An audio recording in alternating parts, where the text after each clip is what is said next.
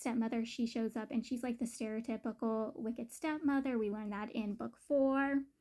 And she's making whole deal about being kicked out after the funeral of her lover and the father of her child. Because again, she is very pregnant. She's close to giving birth. And she gets into a physical altercation with the eldest cousin's boyfriend and the youngest cousin. She hits the eldest cousin's boyfriend and she gets shoved to the ground by the youngest cousin, and this causes her to bleed. And remember, she's heavily pregnant, so this is not good for her. They take her to a whole new room to take care of her because, again, she's injured and she could possibly lose her child, which makes the youngest cousin freak out because he didn't mean to really hurt her or hurt the baby, but now he's freaking out. And I'm like, what did you think was going to happen when you shoved a pregnant woman? Like, they tried to keep you away from her, but you refused the people who were, you shoved away the people who were trying to keep you away from her and then shoved a pregnant woman out of your own anger. You couldn't control yourself. Like, yes, she's a terrible, horrible woman, but like shoving a pregnant woman, what do you think was going to happen? And after this, the doctor, the youngest cousin, has been trying to chase after, and the eldest brother's been trying to chase after, pulls the eldest cousin's boyfriend to the side to tell him that this dude needs help. He needs therapy. And I'm like, the dude you're talking to needs therapy. He needs a lot of therapy too. And now he's stuck taking care of 2 people and possibly might have to take care of a baby. Like, this dude is stressing. Stepmother, she gives birth to her child and then she abandons that kid. And the eldest cousin's boyfriend, once he meets the kid, he wants the kid as his own. He decides he's going to adopt the kid. The eldest cousin, he wakes up around this time, and so his boyfriend comes to him to have a conversation about his newborn brother. And this dude doesn't want anything to do with the child because he blames the child for who his mother is. And I think that's super ridiculous for knowing who his dad is and for half of his actions. Like, he has done horrible, vile things, yet he's blaming a poor, innocent child who's just been born into the world for who his mom is. Again, if he's going to blame this child for who his mother is, he's going to have to blame the child for who his father is. He's got to blame himself for who his father is. He's got to blame his other younger brother for who his father is. But now he's just hating and scorning this poor child. And the boyfriend's not having any of this. He puts this dude down over it. He's like, we're going to adopt this kid. You're going to take care of this kid because you would do the same for your younger brother. And don't be sitting there because, again, he's sitting there being like, well, we have trauma together. That's why I take care of it. And he's like, nope, don't be sitting there and saying that. Don't say that. And he brings the baby to the eldest cousin and they end up taking care of this kid. They do choose to raise this kid. And I'm like, that's probably not a wise idea. One, you two have a horrible sword relationship from the things this man has done to you. You have full-on Stockholm syndrome. You two should not be raising a kid together. Nope. Also, doesn't help that the eldest cousin repeatedly states how jealous he is of his own kid. He also doesn't help take care of the kid.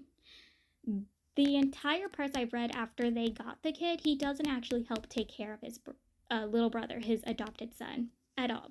Zitch to none. It is left to his boyfriend to do all the raising and support of this child by himself. And then sometimes the eldest brother of the male lead steps in to help take care of the baby, but he doesn't really do anything. The main character, he found out that the eldest cousin was the one who drugged him during his fight with the male lead and was planning to do way worse to him. Yet the main character still decides to work alongside this guy knowing this fact. He's also completely okay or fine with the relationship the eldest cousin and his boyfriend has, and I'm sitting there going, why? You should be upset like I am, but you're okay working with him? You're okay with the relationship he has with the ex-head bodyguard? Like, I'm scratching my head, confused, upset, and frustrated. The eldest cousin's boyfriend takes him to his family's island where he gets introduced to the people of the island and the boyfriend's grandparents, and they accept the relationship. They're like, he's done so much for us. This is new to us, but we're going to accept it. We're going to allow him to have the life he wants. And I'm like, you guys wouldn't allow it or accept it if you knew what things this man done to your grandchild. You would fight tooth and nail to keep your grandchild from this man. But you're not told all the facts about your grandson's relationship, but if you did, you wouldn't accept it, just like how I don't accept it. So there's a whole funny scene, and I'm going to try my best to explain it. So the eldest brother, upset that the male lead won't buy a whole hospital so he can make his doctor man the director of it, decides to mess with the male lead's relationship. And since his younger brother also backed up the male lead, he's like, yeah, no, I'm going to get you too. So he gets hold of the main character and the main character's younger brother. He's like, convinces them to go out with him. He also convinces the eldest cousin's boyfriend to go out with him for a night because he points out all the things they've been going through because of their men and they deserve one night out. He also gets his brother's friend, the one that's constantly cheated on by his boyfriend, who is also another friend of the male lead, to show them that their boyfriends are having their own fun. So they're like, okay, we'll go out with you. They call their boyfriends, they basically berate their boyfriends about having their own fun and never letting them have fun. And especially the eldest cousin's boyfriend's like, you better get home and take care of our baby because you never really take care of a baby. I always take care of our baby, so you better be home at a certain time to take care of them.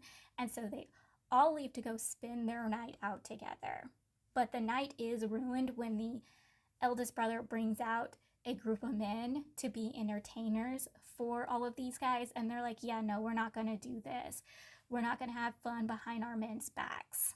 Melly, the younger brother, the eldest cousin, and the Melly's friend, who constantly cheats on his boyfriend, who is another friend of the Melly, they were having a dinner meeting, and with the friend's father or relative or someone connected to that friend, and then the dude convinces them to go out and party, basically to the same location the main characters and his group was at. He convinces them to go there. He also tries convincing them to badmouth and speak bad about their boyfriends, but instead they just complain about their boyfriends, basically just little mean things that their boyfriends have done to them, but just not horrible things.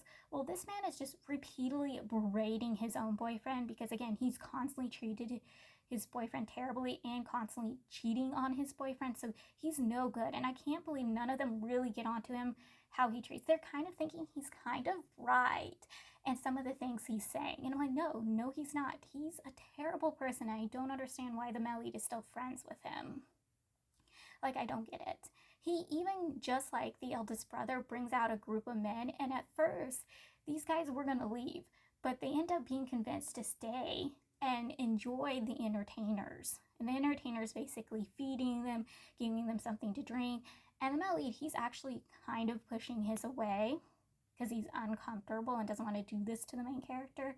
But they're caught because at the moment the other group left, they caught these guys and they let loose on them. And I'm like, you get what you deserve. I felt super terrible for the male lead's friend that is constantly cheated on his boyfriend, who's also a friend of the male lead. The main character even mocks him to his face in this book. I am not kidding, straight to this poor man's face.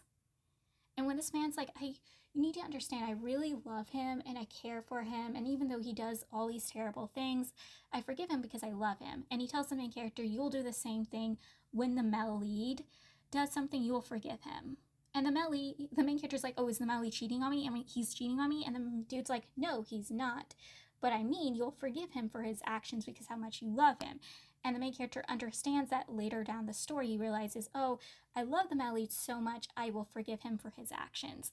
But another reason why I feel bad for this dude is because when they're going all out to eat, the main character, his younger brother, the eldest cousin's boyfriend, and him, they're at a restaurant. The main character's two friends show up, and then a group of people in their club shows up. The friend the main character has is cheating with the dude's boyfriend, and they have to face each other. Like, it was so messy.